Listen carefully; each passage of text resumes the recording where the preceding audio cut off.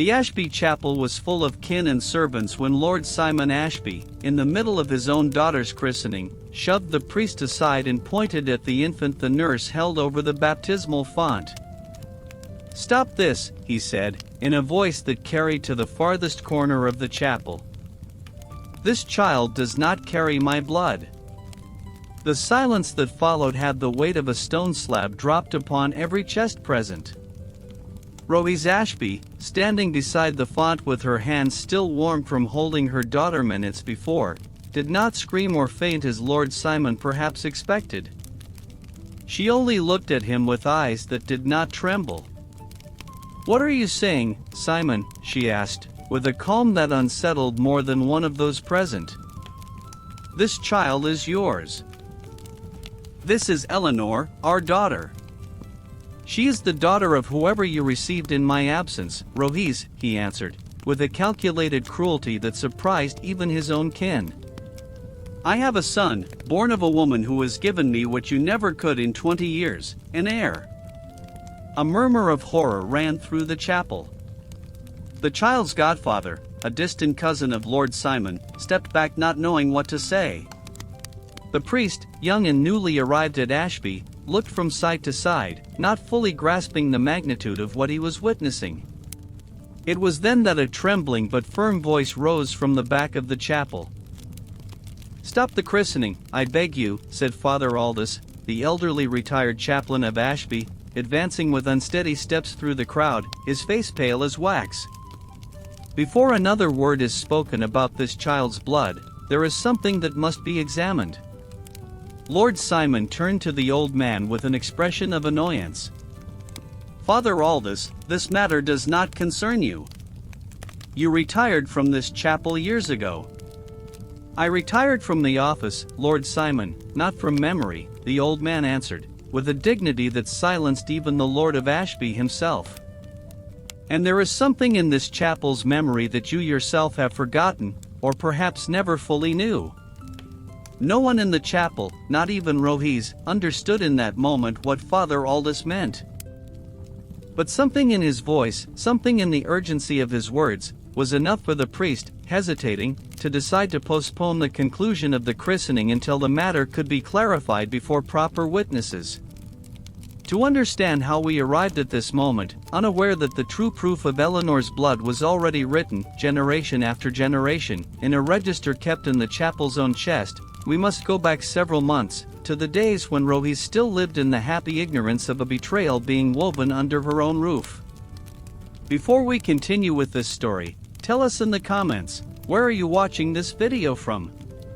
We're always glad to know how far this story has traveled. This is a story that heals the heart. To understand the root of this accusation, we must go back much further than a few months. We must go back generations, to the first time an Ashby chaplain carved, with his own trembling hand, the mark every legitimate firstborn of that line would carry from then on. Ashby Manor had stood on its rise for more than 2 centuries, seat of a line that had served the crown with unbreakable loyalty, but which also kept, within its stone walls, a custom few outside the family knew with exactness. Every legitimate firstborn of the Ashbys was born with a small crescent moon mark on the left shoulder, a mark the chaplain of the time carefully recorded in the chapel's baptismal register, drawing its exact shape in the margin of the page beside the newborn's name. "It is no witchcraft, nor curse, nor special blessing," Father Aldous had explained to Rose years before, when she arrived at Ashby as a young bride. "It is simply this family's blood, manifesting on the skin of every legitimate firstborn for generations." The Ashbys have used it, more than once, to settle inheritance disputes when an heir's legitimacy was called into question. Rose, then a young woman of 22 newly married, had listened to the explanation with the distant curiosity of one who did not yet imagine how much that family custom would come to matter to her. Little did she know that 20 years later, that same mark would be the only proof capable of saving her daughter's honor, and her own. Lord Simon had inherited the Ashby title as a young man of 25, after his father's untimely death, and from the first day had felt upon his shoulders the weight of continuing a line that, according to family chronicles, stretched back to the days of the conquest. He had married Rohis through a convenient alliance between families, but over the years had come to love her genuinely, or so Rohis believed for nearly 2 decades of marriage. A son, Rohis, Lord Simon would say each time she gave birth to another daughter. "I need a son to carry the Ashby name into the next generation. God will give us what he deems just, Simon," she always answered, holding the newest daughter with the same unconditional love, not suspecting that this answer, repeated year after year, would feed in her husband a silent desperation that would eventually become the seed of the greatest betrayal of his life. 4 daughters had been born of the marriage before Eleanor, all of them healthy, all of them loved by Rohis with the same devotion, but none of them bearing the name that would continue the line according to the customs of the age. With each birth, Lord Simon had grown quieter, more distant, more consumed by a fear he shared with no one, the fear that the Ashby name would end with him. It was in that state of silent desperation that Lord Simon met Isabel, daughter of a modest tenant of the Ashby lands, during one of his visits to the county's fields. Isabel, barely 24, had grown up in poverty, and the attention of a lord as powerful as Lord Simon seemed, at first, an opportunity she could not afford to refuse. "If you gave me a son, Isabel, your family would never know poverty again," Lord Simon had told her, on one of his secret visits, with a promise that sounded more like a contract than a courtship. Isabel, torn between the guilt of involving herself with a married man and her own family's desperation, eventually yielded to Lord Simon's insistence, not fully knowing how far he was willing to go to keep his promise. When she gave birth to a healthy boy, whom she named Robert, Lord Simon felt, for the first time in years, that the weight upon his shoulders had begun to lighten. "This boy will carry my name, Isabel," he promised, holding the newborn with an emotion he had never shown before any of his legitimate daughters. "I will find a way to legitimize him, whatever it costs." Lord Simon's plan, conceived over months in the silence of his own ambition, was as simple as it was cruel: wait for Rohis to give birth once more, and if the newborn turned out to be another daughter, use the christening itself as the stage to publicly accuse her of adultery, thereby disposing of his wife and the child in a single stroke, while presenting Robert as his true and only male heir. And if someone asks for proof of the infidelity, a trusted counselor had asked him, upon learning of the plan. "An Ashby lord's word is worth more than any proof a woman could offer in her own defense," Lord Simon had replied, with an arrogance that revealed how far he was willing to go. "No one in this county will dare question my word before the priest and the assembled kin." What Lord Simon did not know, however, was that Father Aldous, though retired from active chapel duty, remained the only living man who knew with exactness where the ancient baptismal register was kept, a register that Lord Simon himself, in his obsession with legitimizing Robert, had entirely forgotten existed. While Lord Simon's plan was woven in secret, Rohis lived out the final months of her pregnancy with a serenity only genuine faith can sustain. She prayed each night for the health of the child she carried, not suspecting that her own husband awaited, with an impatience growing ever harder to hide, the moment to use that birth against her. "Boy or girl, the child will be loved just the same, Simon," Rohis would say, sensing in her husband a distance she did not fully understand. "Why does it trouble you so?" "Nothing troubles me, Rohis," he would answer, looking away. "I only think of this house's future." That answer, so carefully evasive, awakened no real suspicion in Rohis. She trusted her husband with the same blind faith with which she had trusted him for 20 years of marriage, never imagining that this very trust would be the door through which the greatest humiliation of her life would enter. When Eleanor was born, on a winter night with the chapel bells marking the hour in a sound that struck Rohis, in her exhaustion after labor, as strangely solemn, the midwife who attended the birth noticed something peculiar on the newborn's skin, a small crescent moon mark on the left shoulder, barely visible but unmistakable to anyone who knew what to look for. "What a curious mark the child has, my lady," the midwife remarked, without giving it much thought, carefully cleaning the newborn. "I have never seen the like." Rohis, exhausted but happy, paid little attention to the remark, occupied as she was with holding her 5th daughter for the first time. She did not know, in that moment, that this small mark would be, months later, the only proof capable of saving both their honor. Lord Simon, informed of the birth of another daughter, felt his plan take shape with an almost terrifying clarity. He set the date of the christening for 2 weeks later, inviting all the kin and the county's leading lords, ensuring Rohi's humiliation would have the widest possible audience. If ever you have been unjustly accused of something you never did, if ever your own faithfulness has been turned against you in the mouth of one who claimed to love you, then you already know something of the weight Rohi's carried that afternoon, sitting in her chambers while the chapel still echoed with her husband's accusation. But stay a little longer with this story, because sometimes a family's oldest truth is written, in ink long faded, in a register no one has opened in years, waiting only for someone to remember where to look for it. Rohi did not weep that afternoon, at least not before anyone. She withdrew to her chambers with Eleanor in her arms, guarded by her most loyal lady-in-waiting, and waited, with a calm that cost her dearly to maintain, for someone to explain what Father Aldous had meant by those urgent words.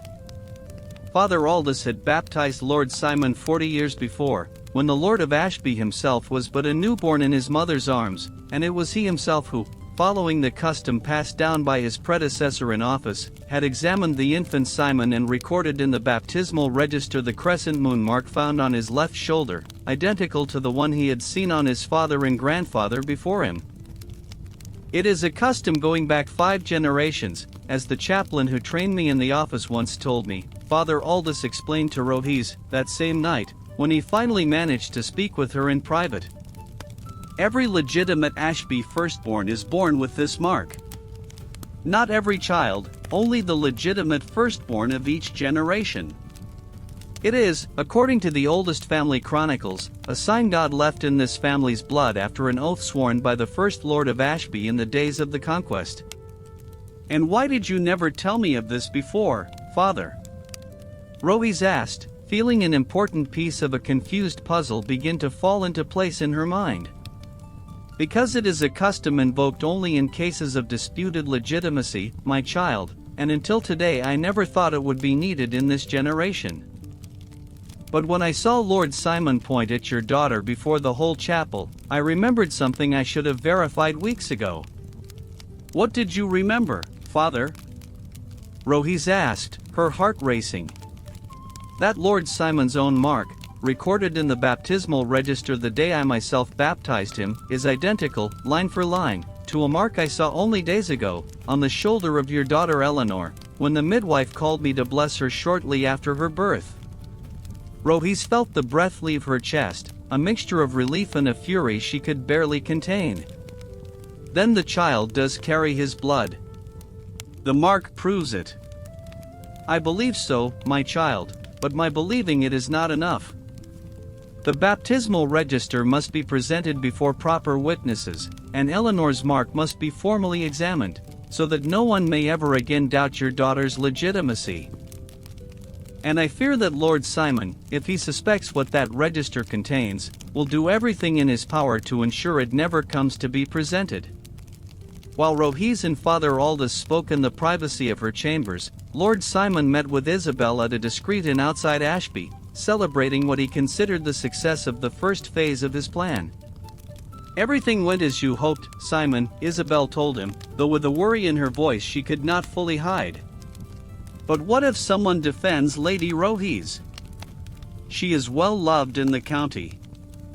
No one will dare question an Ashby lord's word against an accusation of adultery, Isabel, he answered, with the same arrogance that had sustained him through months of planning. And as soon as the priest baptizes Robert as my legitimate heir, the matter will be settled before the whole county. But Lord Simon, in his obsession with legitimizing his son, had entirely forgotten one crucial detail, that the formal legitimization of an heir at Ashby had always required review of the chapel's baptismal register, a custom he himself, distracted by his own ambition, had not verified with the priest before proceeding with his plan. The next day, Father Aldous set out for the chapel intending to locate the ancient baptismal register, kept for years in an oak chest in the sacristy. But upon arriving, he found the young priest, visibly nervous, guarding the sacristy entrance by Lord Simon's express order. "Father Aldous, Lord Simon has ordered that no one enter the sacristy without his express permission," the young priest told him, uneasy before the moral authority of the elderly chaplain who had preceded him in office. "My son, that register does not belong to Lord Simon. It belongs to the chapel, and to God, and to this family's truth," Father Aldous answered, with a firmness that surprised the young priest. "If Lord Simon has ordered it hidden, it is because he knows, or suspects, that this register could disprove the accusation he made yesterday before all the kin."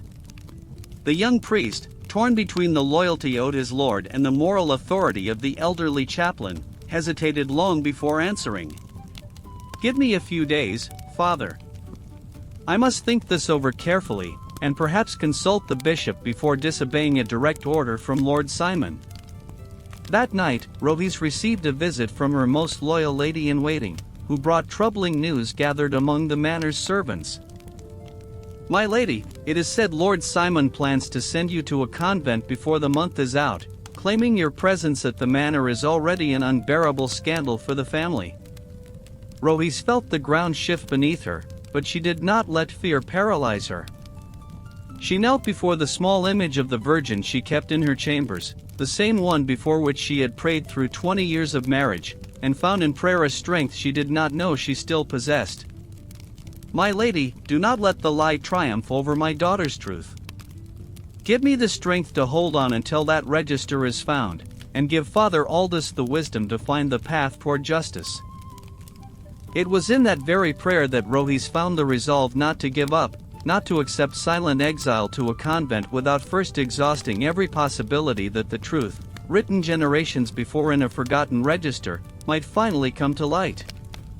Meanwhile, Father Aldous, unable to access the sacristy due to Lord Simon's order, resorted to a resource he had kept in reserve for years, a partial copy of the oldest baptismal records, which he himself had transcribed by his own hand decades before, as a precaution, when he noticed the original register beginning to deteriorate with time. "This copy alone will not suffice before a formal court," he confessed to Rohis, showing her the worn parchment, "but it may help us convince the bishop to examine the matter with the seriousness it deserves, and to demand that the original register be presented before proper witnesses." With that parchment in hand, Father Aldous resolved to set out, the following day, on the journey to the nearest episcopal seat, determined to appeal directly to the bishop before Lord Simon could complete Robert's legitimization without the due process Ashby tradition had always required. If ever you have been accused of something you know, in the deepest part of your heart, is not true, understand that the patience of holding to that truth, even when the whole world seems to doubt you, is itself an act of faith.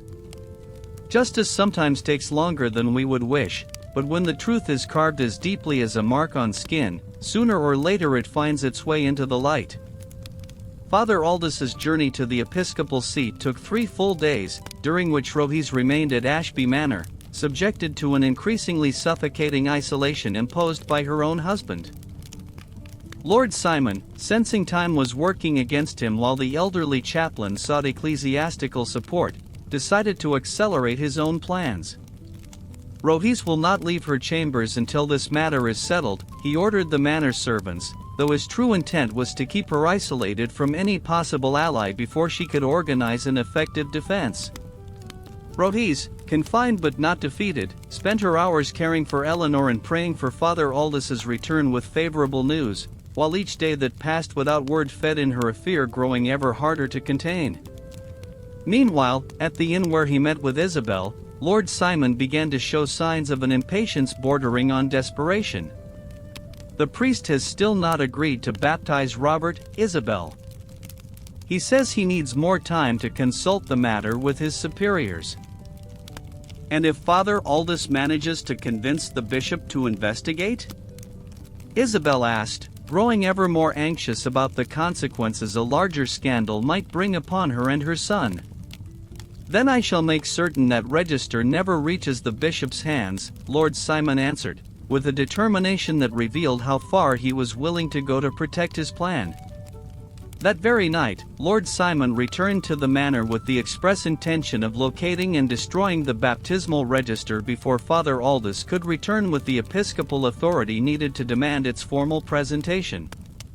The young priest, however, had spent the past days reflecting deeply on Father Aldous's words, and when Lord Simon demanded access to the sacristy that night, he found in his own conscience a resistance he had not expected to have. "Lord Simon, as lord of these lands you hold many rights, but the sacristy and its contents belong to the church, not to you," the young priest told him, his voice trembling with nervousness but not yielding. "I cannot allow you access without the bishop's express authorization." Lord Simon, furious at the unexpected resistance from a priest he considered entirely under his dominion, tried to intimidate him with veiled threats about the future of his position at Ashby, but the young priest, to everyone's surprise, including his own, stood firm. "You may take away my living, Lord Simon, but you cannot make me sin against my conscience and against the authority of the church I serve."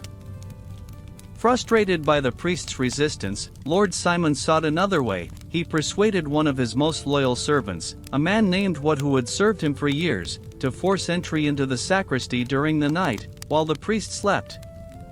"I only need you to find a large book, bound in dark leather, with the Ashby crest stamped upon its cover," Lord Simon instructed him. "Bring it to me without being seen, and you shall be well rewarded." What, drawn by the promise of reward but uneasy with the nature of the task, carried out the order that same night, forcing the lock of the oak chest in the sacristy and carrying off the baptismal register under the horrified gaze of the young priest, who woke too late to stop him. When Lord Simon had the register in his hands, he felt, for the first time in weeks, that his plan was finally secure. Without even opening it to examine its contents, he ordered it burned that very night in the hearth of his private chambers. It was at that critical moment, as the flames began to lick the first pages of the ancient baptismal register, that Wat's conscience, who had remained present at his lord's order to ensure the task was completed, finally gave way beneath the weight of what he was witnessing. "Lord Simon, are you certain of this?" he asked, his voice barely holding its composure. "That register holds generations of your own family's sacred records." "That is precisely why it must burn." "What?" Lord Simon answered, his eyes fixed on the flames already devouring much of the binding.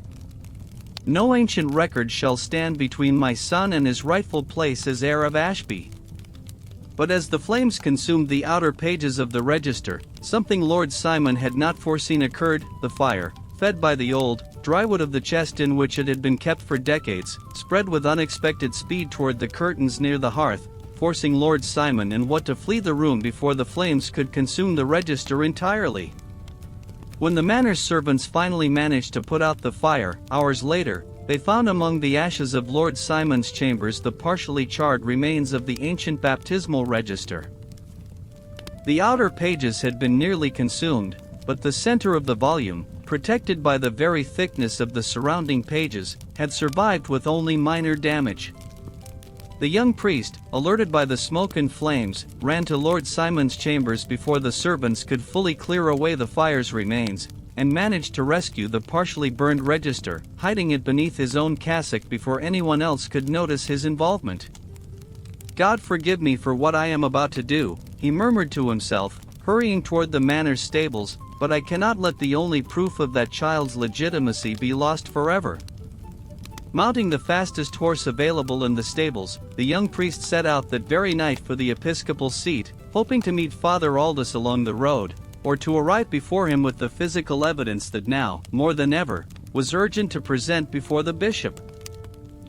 Father Aldous arrived at the episcopal seat at dawn on the fourth day of his journey, exhausted by the effort but determined to secure an audience with the bishop before the sun finished rising over the cathedral towers. To his surprise, upon reaching the gates of the episcopal palace, he found the young priest of Ashby, also exhausted after his own night ride, already waiting in the antechamber with a bundle wrapped in his cassock. "Father Aldous," said the young priest, tears of relief in his eyes at recognizing the elderly chaplain. "I have brought the register. It is damaged, but it survived." Father Aldous, hearing the full account of what had happened at Ashby during his absence, felt his heart shrink with horror and, at the same time, with an immense gratitude toward the courage of the young priest he barely knew. "God bless you, my son. You have done what many older, more experienced men would not have had the courage to do." The bishop, informed with urgency of the gravity of the matter, granted both priests immediate audience, personally examining the partially burned register presented to him with reverence upon his own desk. "This is a grave matter, Father Aldous," the bishop said, after hearing the full account of Lord Simon's public accusation and the subsequent attempt to destroy the baptismal register. "If what you say is true, we face not only a possible slander against an innocent wife, but a deliberate attempt to conceal the truth of a sacred record of the Church. So it is, Your Grace. And I beg you to convene an ecclesiastical court of legitimacy as soon as possible, before Lord Simon can cause further harm to Lady Rohise and her daughter." The bishop, after carefully examining the surviving central pages of the register, confirmed with his own eyes what Father Aldous had claimed: generations of crescent moon marks, drawn with precision in the margin of each baptismal entry corresponding to the legitimate firstborn of the Ashby family, including the mark corresponding to Lord Simon himself, recorded 40 years earlier by Father Aldous's own hand. The ecclesiastical court was convened for 10 days later, time enough for episcopal messengers to travel to Ashby with the formal order that Lord Simon, Rohise, and all relevant witnesses appear before the episcopal seat to formally settle the matter of Eleanor's legitimacy. When Lord Simon received the summons, he felt the ground beneath his feet begin to crack for the first time since conceiving his plan. The register he believed destroyed had survived, and now the matter escaped his control entirely, resting in the hands of an ecclesiastical authority that did not answer to his lordly power. "This cannot be happening," he murmured to himself, rereading the episcopal summons again and again, as though the words might change through repetition. Isabel, learning of the court's convening, felt the fear she had been holding back for weeks finally overwhelm her completely. "Simon, if that register truly proves the child is yours, what will become of Robert? What will become of me?" Lord Simon, for the first time since the whole matter began, had no ready answer. The day of the court dawned with a gray sky over the episcopal seat, a solemn atmosphere that seemed to reflect the gravity of the matter about to be settled. The courtroom, ordinarily reserved for lesser disputes among clergy, filled to its last corner with the case's principal witnesses, Rohise, holding Eleanor with the same serene dignity she had maintained since the day of the interrupted christening, Lord Simon, visibly tense beside his counselors, Father Aldous, with the partially restored register upon a velvet-covered table before the episcopal seat, and the young priest of Ashby, whose courage had made this day possible. "Let the proceeding begin," the bishop announced, in a solemn voice. "Lord Simon Ashby, you stand accused of publicly slandering your wife and of a deliberate attempt to destroy a sacred record of this diocese. What have you to say?" Lord Simon, without the solid foundation of arrogance that had sustained him through months of planning, could barely muster a coherent defense. "Your Grace, I had reason to doubt my daughter's legitimacy. A man has the right to protect the purity of his line. A man has the duty to examine the truth before destroying it," Lord Simon, the bishop answered, with an authority that admitted no reply. "And today we shall examine that truth before all present."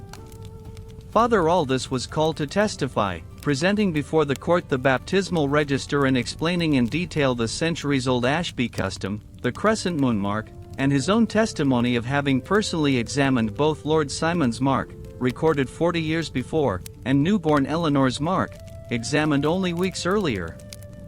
"Bring the child before the court," the bishop ordered, after hearing the elderly chaplain's full testimony. Rohise stepped forward with Eleanor in her arms, and under the direct supervision of the bishop and 2 physicians summoned especially for the occasion, the mark on the newborn's left shoulder was formally examined, compared with the drawing preserved in the surviving central pages of the baptismal register corresponding to Lord Simon's own entry. "The mark is identical, Your Grace," one of the physicians confirmed, after careful examination. "The same shape, the same placement, the same relative size adjusted for the child's age." Absolute silence fell over the courtroom. Lord Simon, confronted with the physical, irrefutable evidence of his own blood on the skin of the daughter he had publicly rejected, felt the weight of his own life finally crush him entirely.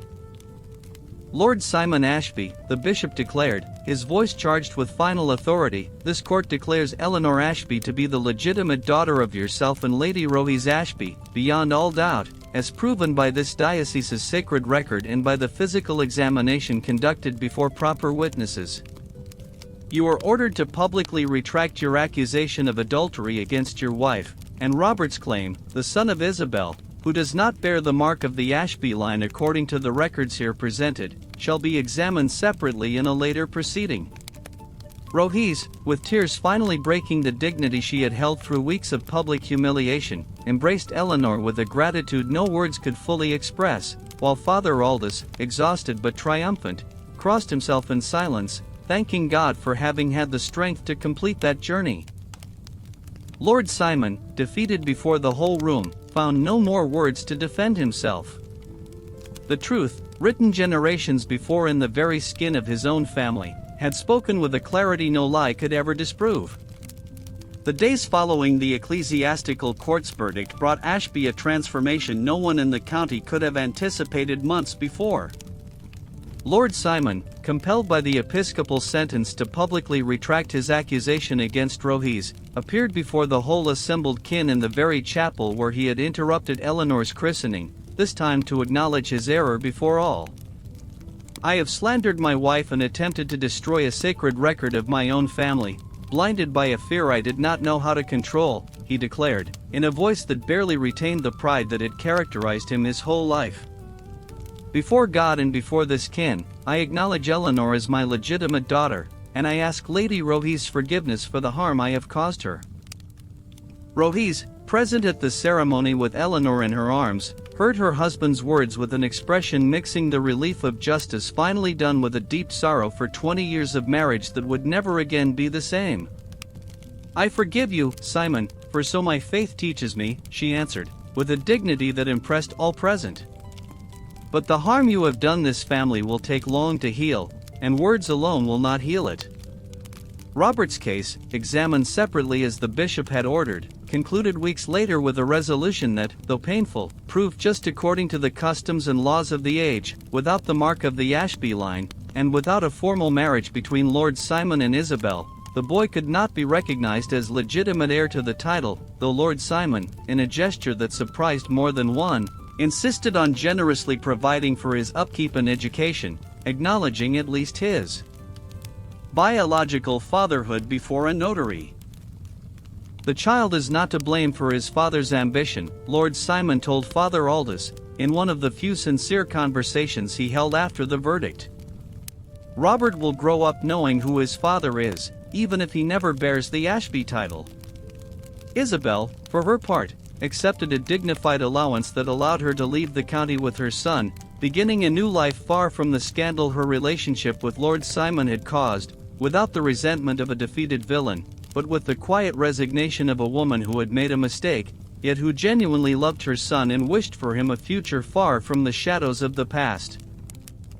Father Aldous, whose courage and memory had proven decisive in revealing the truth, was honored by the bishop with formal recognition for his service to the diocese, though the elderly chaplain, with the same humility that had characterized him his whole life, insisted that the true credit belonged to the family's mark itself, and to the hand of God that had placed it there generations before.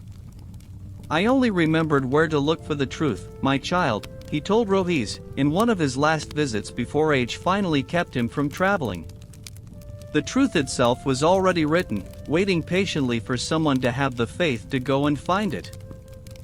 The young priest of Ashby, whose courage in risking his own safety to rescue the register from the fire had proven decisive, was promoted by the bishop to a position of greater responsibility within the diocese, though he himself, with the same humility he had shown throughout the crisis, insisted on remaining at Ashby long enough to fully restore the damaged baptismal register, rebinding it with his own hands and ensuring the surviving pages would be preserved for future generations. Rohis, as the months passed, found in raising her 5 daughters, including Eleanor, whose legitimacy no one in the county would ever again question, the strength needed to slowly rebuild trust in a marriage that had come close to complete ruin. It was not an easy or immediate forgiveness, but a long process that stretched over years, sustained by the same faith that had helped her endure the darkest night of her life. "Mother, why do I have this mark on my shoulder?" Eleanor asked her, years later, when she was old enough to ask about the small sign she carried on her skin. Rohis, cupping her daughter's face in her hands with the same tenderness as always, found in that question the chance to pass on a lesson she hoped Eleanor would carry with her all her life. "It is the mark of truth, my child. A reminder that no matter how many lies try to obscure it, the truth always finds its way into the light, even if it takes generations to do so. Wear it with pride, for it is the proof of who you truly are, written by God's own hand upon your skin." Over the years, the restored baptismal register of the Ashby Chapel became a symbol of the diocese itself, a living reminder that no lordly power, however great, could override the truth recorded with faith and honesty by generations of priests faithful to their calling. The chaplains who succeeded Father Aldous continued the custom of recording the crescent moon mark of every legitimate firstborn of the Ashby family, knowing that this small gesture, repeated generation after generation, might one day be the only proof capable of saving an entire family's honor. Lord Simon, transformed by the public humiliation and by the slow rebuilding of Rohi's trust, devoted the rest of his years to strengthening the Ashby Chapel and ensuring the custom of recording the family mark would never again be at risk of being lost, funding the construction of a reinforced iron chest where the restored baptismal register could rest safe from future fires, whether accidental or deliberate. And so, generation after generation, the crescent moon mark continued to appear on the left shoulder of every legitimate firstborn of the Ashby line, a silent but indelible reminder that a family's true blood cannot be erased by ambition or by lies, however powerful the one who attempts to rewrite it, for God himself, as the Ashbys had believed since time immemorial, had marked that truth directly upon the skin of those who belonged to him by right of birth. 10 years passed since the ecclesiastical court declared Eleanor the legitimate daughter of Lord Simon and Lady Rohis, and Ashby, like any county that has weathered such a scandal, learned to live again with the ordinary rhythm of identical days, though no one in the region entirely forgot what had happened in that chapel. Eleanor had grown into a girl of 13, curious and clever, who spent long afternoons listening to Father Aldous, now very elderly, but still clear of mind, tell again and again the story of how the mark on her shoulder had saved her mother's honor, and her own. "Tell me again, Father, how the young priest found the register among the flames," Eleanor would ask, sitting at the elderly chaplain's feet in the chapel gardens, with the same fascination every time she heard the tale. "It was the hand of God, my child, working through the courage of a young man barely beginning his calling," Father Aldous would answer, invariably, his eyes bright with a memory that never lost its force. "The truth does not wish to remain buried. It always finds hands willing to rescue it, even if the fire itself tries to consume it." Lord Simon, transformed by the years and by the weight of his own error, had devoted much of his time to strengthening his bond with all his daughters, especially with Eleanor, toward whom he felt a guilt no public apology could ever fully erase. He took her with him on his visits to the family lands, taught her himself the history of the Ashby line, and made certain she understood, better than anyone, the weight and responsibility of the mark she carried on her skin. "Someday, Eleanor, you will have to decide to whom to pass the keeping of this story," he told her one afternoon, as they walked together through the manor's halls. "There is no son to inherit the Ashby title after me, but that does not mean the line ends. It ends only if no one remembers where this family's true strength comes from." Eleanor, with the precocious wisdom of one who had grown up hearing the story of her own salvation again and again, nodded with a seriousness that surprised her father. "I will not forget, Father. And I will make certain my own daughters do not forget either." Rohis, her hair now entirely gray, had found over the years a peace she never thought possible to rebuild after the public humiliation of that interrupted christening. Her relationship with Lord Simon, though never quite the same as in their early years of marriage, had transformed into a mutual respect forged in adversity, a bond that, though different from the romantic love of youth, proved in its own way just as strong. "Did you ever think of leaving me after all that happened, Rohis?" Lord Simon asked her one night, many years later, as they watched their daughters play together in the manor courtyard. "Every day during the first months, Simon," she answered, with an honesty he had learned to value deeply. "But my faith taught me that forgiveness is not weakness, but the greatest strength a human heart can exercise. And in time, that forgiveness became something real, not only words spoken to keep up appearances." Isabel, settled by then in a distant town with her son Robert, had rebuilt her life with the allowance Lord Simon provided, marrying years later an honest merchant who never held her past against her and who raised Robert as his own with genuine affection. When Robert, by then a young man, first asked about his true father, Isabel told him the full truth, without embellishment or excuse. "Your biological father is a man of great power, Robert, but power without honesty is a house built on sand," she told him. "The man who raised you, who loved you unconditionally since you were a babe, he is your true father in every way that matters." Robert, raised with that wisdom from an early age, grew up without the resentment many might have expected from a boy stripped of a title and inheritance he had, for a brief moment, believed his own. He became a prosperous merchant in his own right, building his own fortune through the same honest labor his stepfather had taught him. The young priest of Ashby, whose courage had proven decisive in rescuing the baptismal register, remained at the chapel his whole life, refusing on more than one occasion the diocese's offers to advance him to positions of greater prestige at the cathedral. "This is where God needs me, Your Grace," he always answered, when the bishop pressed him to accept promotion. "Here is the register I saved, here is the family whose truth I helped protect. No cathedral is greater than the purpose I have already found in this small corner of the county."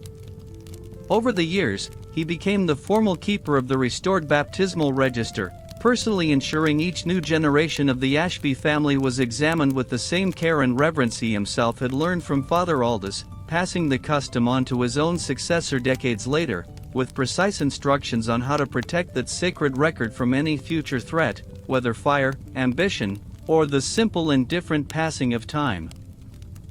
Father Aldous died in peace, surrounded by the family he had helped save, only 2 years after the ecclesiastical court's verdict, but he lived long enough to see Eleanor grow healthy and strong, protected by a legitimacy no one in the county would ever again question. On his deathbed, with Rohis and Eleanor at his side, he spoke a few final words that would remain etched in the Ashby family's memory for generations. "Do not fear the truth, my daughters, even if it is slow to arrive, even if the whole world seems to conspire to hide it.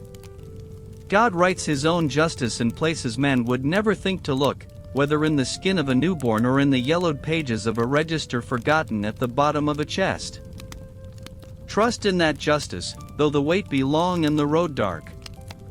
All of Ashby gathered for his funeral, held in the very chapel where he had baptized generations of the family, including Lord Simon himself 40 years before, and where his courage had, at last, saved the honor of the youngest generation.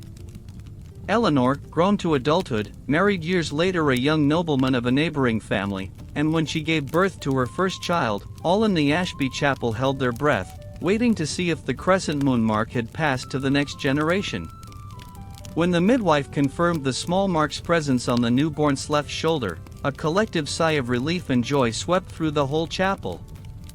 "The mark continues, Mother," Eleanor told Rohis, by then very elderly but still present to witness the birth of her first grandchild.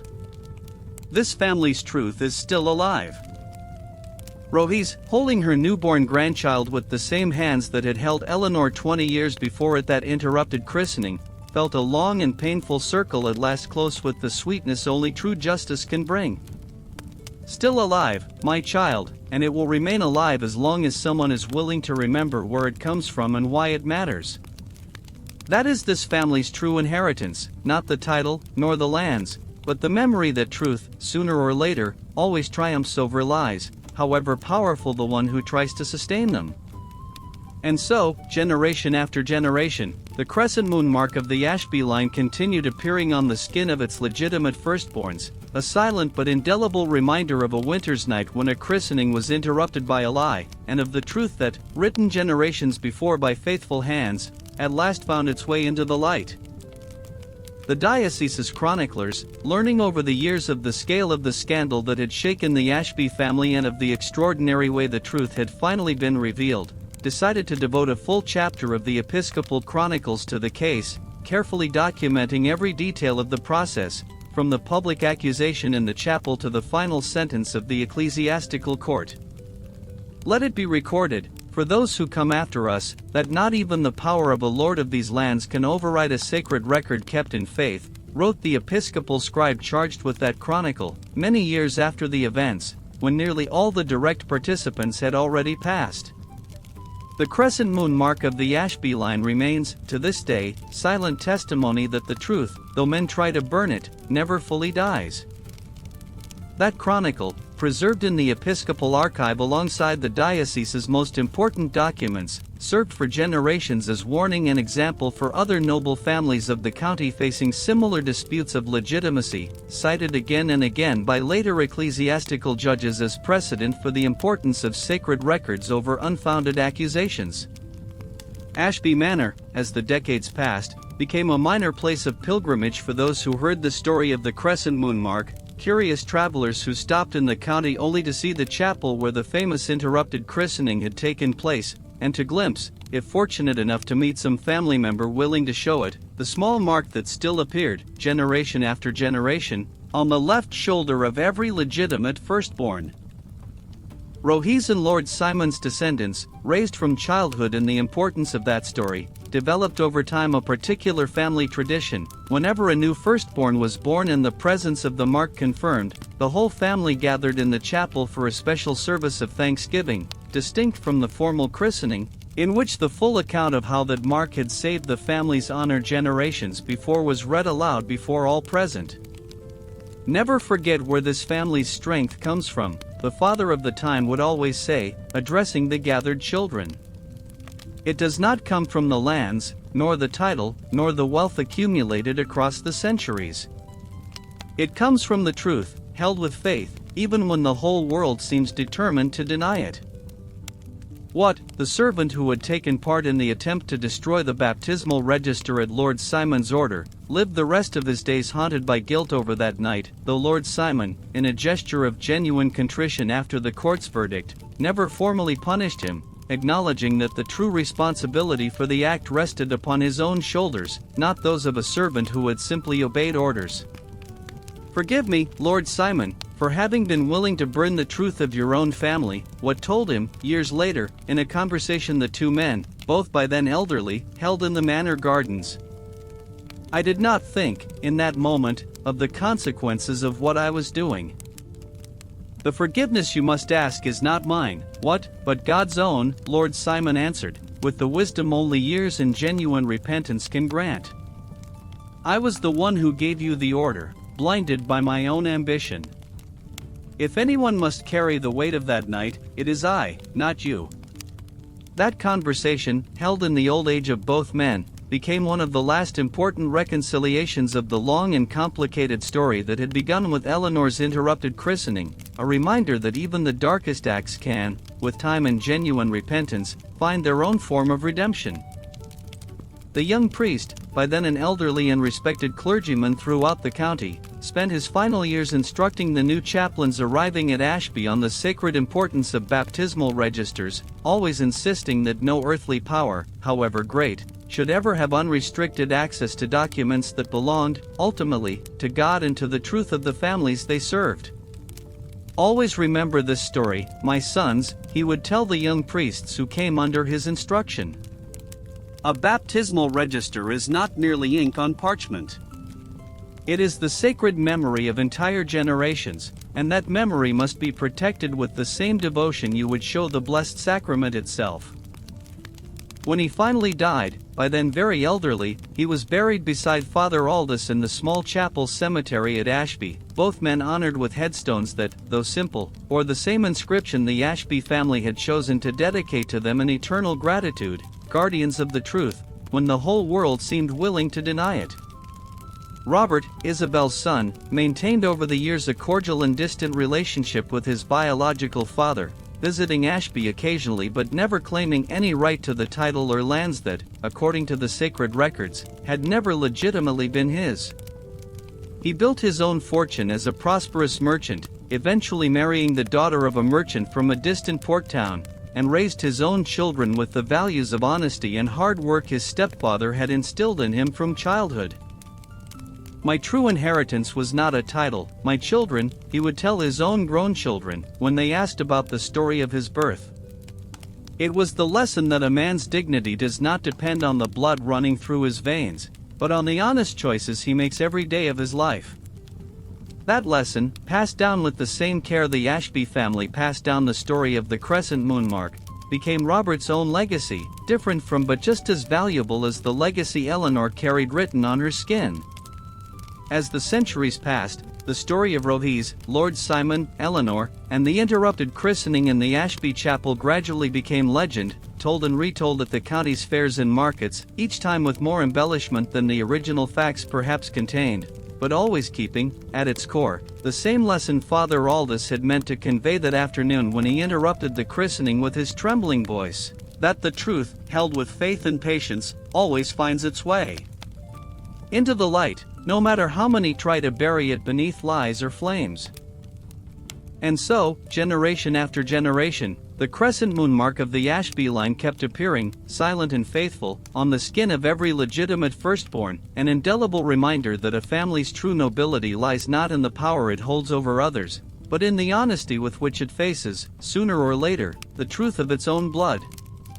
It must also be said, for anyone still wondering how a man could go as far as Lord Simon did in his desperation for a male heir, that his error was born not of pure malice, but of an old fear deeply rooted in the customs of his age, the fear that a line built with blood, sacrifice, and centuries of service to the crown would simply vanish because he had failed to father his son. That fear, shared by countless lords of his time, in no way justified the cruelty of publicly accusing an innocent wife, but it helped explain why a man who in other respects of his life had shown himself just and honorable could, blinded by that particular obsession, commit so cruel an act against the woman who had shared 20 years of his life. It was precisely that understanding, reached by Rohis after months of reflection and prayer, that finally allowed her to offer her husband genuine forgiveness, not because the harm caused was any smaller than it had been, but because she herself had come to understand that true forgiveness does not depend on the offense seeming small, but on the conscious decision not to let resentment govern the rest of one's life.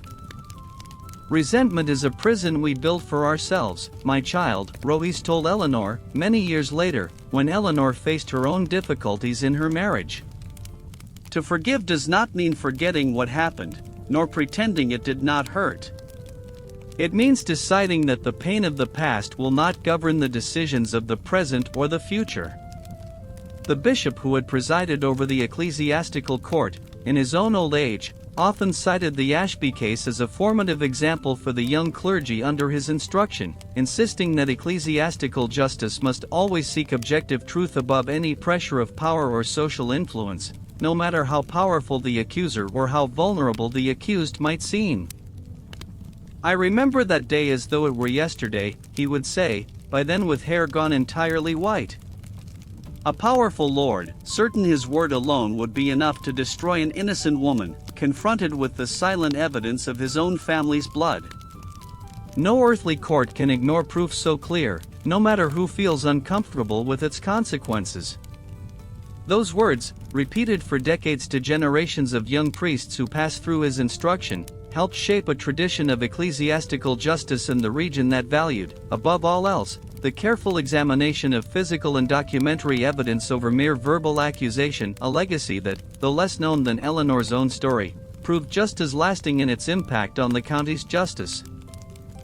Over time, even the more distant descendants of the Ashby line, scattered by then across different parts of England through marriages and family alliances, kept alive the tradition of carefully examining each firstborn for the crescent moon mark, a ritual that gradually became more than a simple verification of legitimacy. It became a sacred moment of family celebration, an annual reminder that the truth, held with faith, always finds its way back into the light, no matter how many generations must pass before that path is finally revealed in full. Years later, when she was already a married woman with children of her own, Eleanor decided to visit the Episcopal archive personally, where the complete chronicle of her own case was kept, eager to read with her own eyes the official account of what had happened before she was old enough to remember it clearly. The clerk who received her, not knowing at first who the woman requesting that particular document was, handed her the parchment with the same reverence he showed any old episcopal record. "It is an extraordinary case, my lady," he remarked, as he carefully unrolled the parchment on the table. "It is still taught to young clergy as an example of the importance of sacred records." "I know," Eleanor answered, with a smile the clerk did not quite know how to read. "I am the child in this story." The clerk, surprised beyond words, insisted she stay as long as she needed, offering her access to other related documents she had never had the chance to see: Father Aldous' letters to the bishop describing his desperate journey to the episcopal seat, the young priest's full testimony about the night of the fire, and even a brief note, almost illegible with age, written by Lord Simon himself years after the verdict, in which he formally acknowledged before the diocese, in writing and for posterity, the injustice of his original accusation. Eleanor spent hours reading those documents, reconstructing with silent tears every detail of a story she had heard told hundreds of times, but had never seen laid out with such raw honesty in the very handwriting of those who had lived it. When she finally returned to Ashby, Eleanor brought copies of those documents with her, determined that her own children, and her children's children, would have access not only to the oral version of the story passed down beside the fire each winter, but also to the precise, detailed written evidence of every step of the process that had saved her legitimacy and her mother's honor. "I want them to know exactly what happened, without exaggeration or embellishment," she explained to her own husband, as she carefully arranged the parchments in a special chest she had built to preserve them. "The truth, as it actually happened, is already powerful enough. It needs no embellishment to teach its lesson." That collection of documents, preserved with the same care as the original baptismal register, became over time a family treasure as valuable as the crescent moon mark itself, a tangible reminder that the story of Ashby was not mere legend passed from mouth to mouth, but a documented, verified fact, defended by men and women of genuine faith who had risked everything to protect the truth.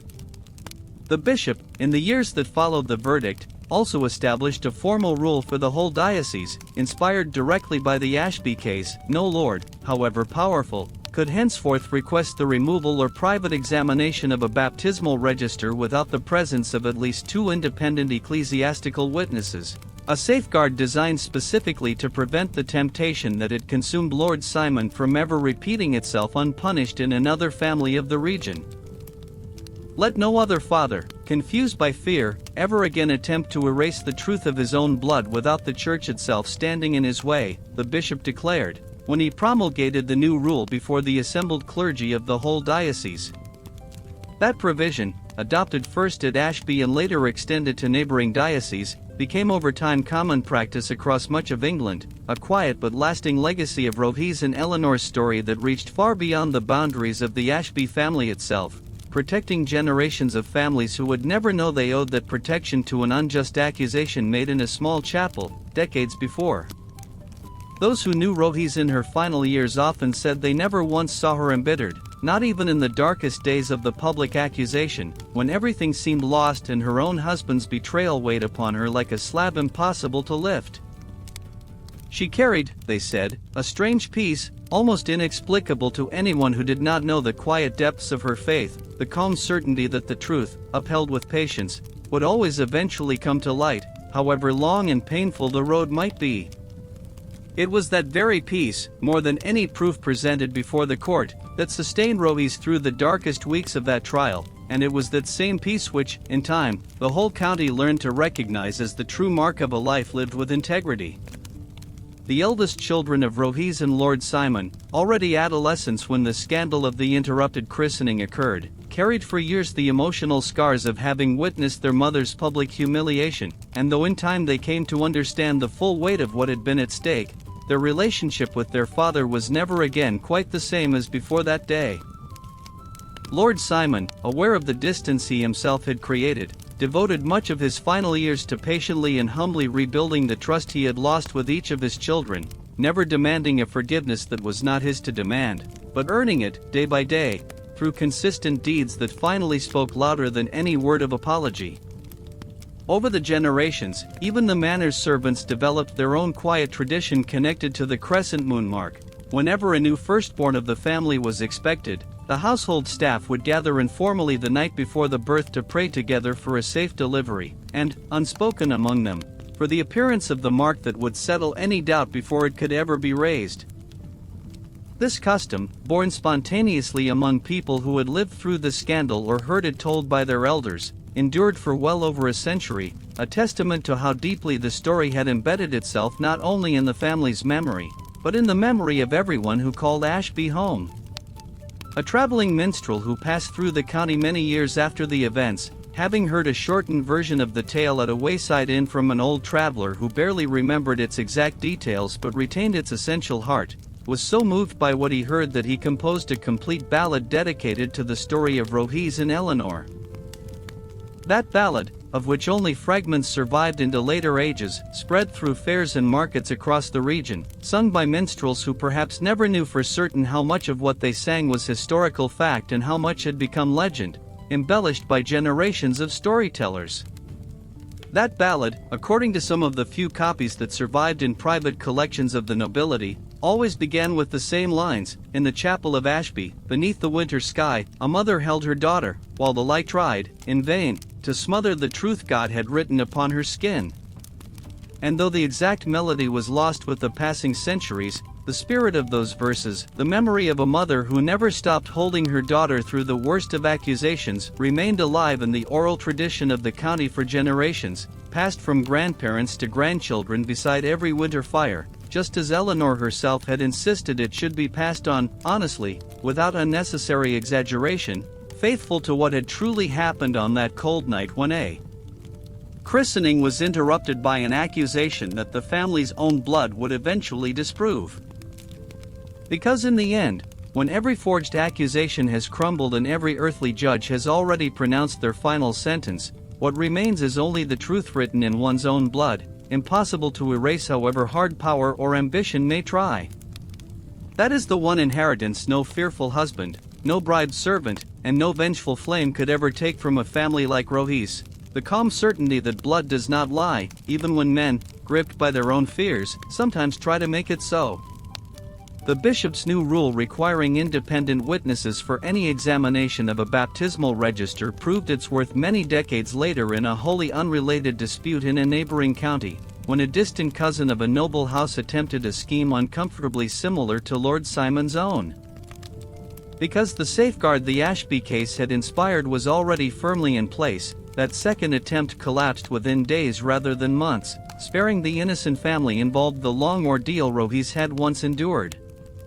Clergy of that generation, retelling the story to explain why the rule existed at all, always traced it back to the chapel at Ashby and the courage of one elderly chaplain who refused to let a sacred record be silenced.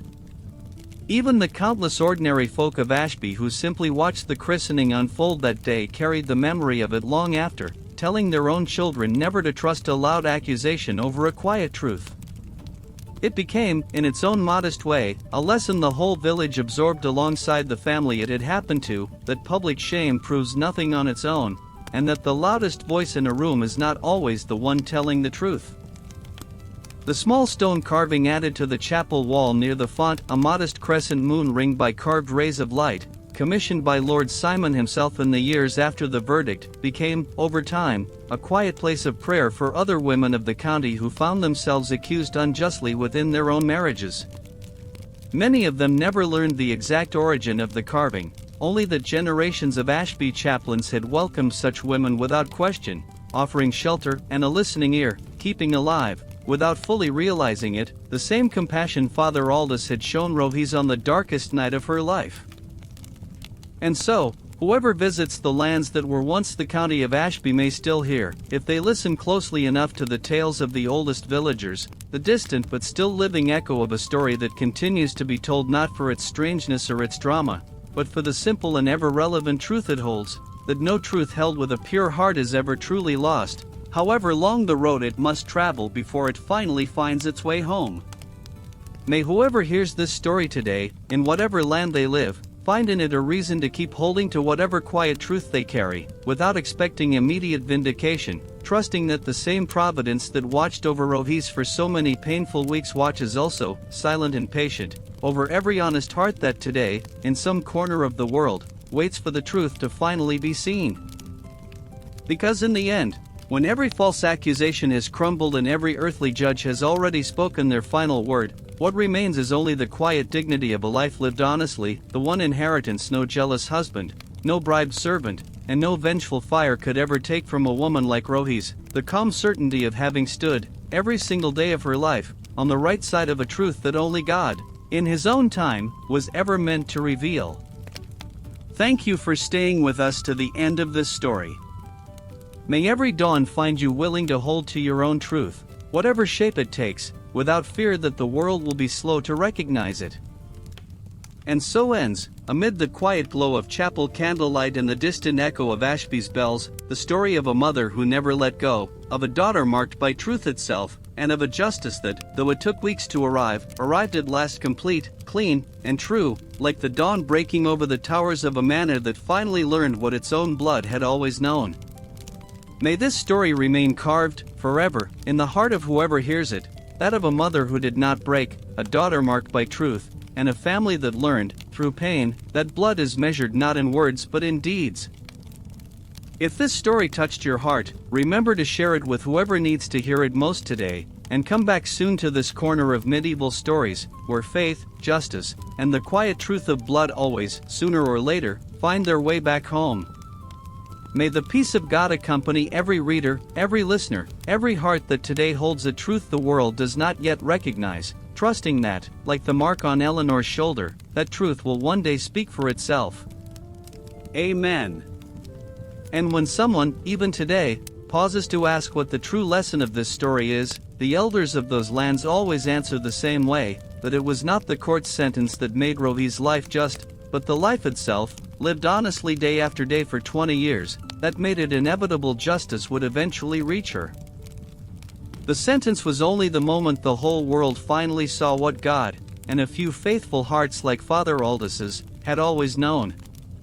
Ashby, with its narrow lanes and its worn stone chapel yard, survives today only in the memory of those who tell these stories by the fire, but the register of the crescent moon, in the heart of those who hear it, never stops being open, always waiting for the next hand willing to write one more page of quiet faithfulness for whoever needs it most.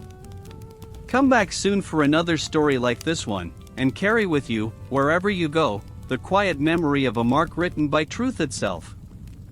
May God bless you always, and may you carry this story with you, now and in the days ahead. Until we meet again, dear friend, and may faith walk beside you every step of your own quiet journey toward the truth that one day, in its own time, always finds the light. Amen, now and forever, world without end. And to every mother who has ever been doubted, every child who has ever been denied, and every quiet truth still waiting for its day in the light, may this story remind you that the wait, however long, is never the end of the story. Truth, held with patience, always writes its own final chapter, in its own time, in its own words, on its own page. And when that chapter is finally written, it needs no defending, no raised voice, no further proof, it simply stands, as steady and as quiet as a mark carried on the skin since the day of birth. Thank you, truly, for walking through this story with us tonight. Rest now, and carry this quiet truth gently with you into tomorrow, wherever tomorrow finds you, and whatever waiting still lies ahead of you on your own long road toward being fully seen for who you truly are, beneath every accusation, every doubt, and every unkind word ever spoken over your name, dear friend, until the day the truth finally speaks for itself, as it always, always does, in its own good time. For those patient enough to wait for it, and faithful enough never to stop believing. It would come, even on the darkest of nights, when no one else in the world believed her, save God above, and one old chaplain who never forgot the sacred promise he made the day he first blessed her tiny newborn daughter. This has been a story that heals the heart. Today's life lesson is, the truth of who we are does not depend on the accusations of those around us, but on the honest life we quietly hold to, day after day. Subscribe so you don't miss the next life lesson. What would you have done in her place? Tell me in the comments.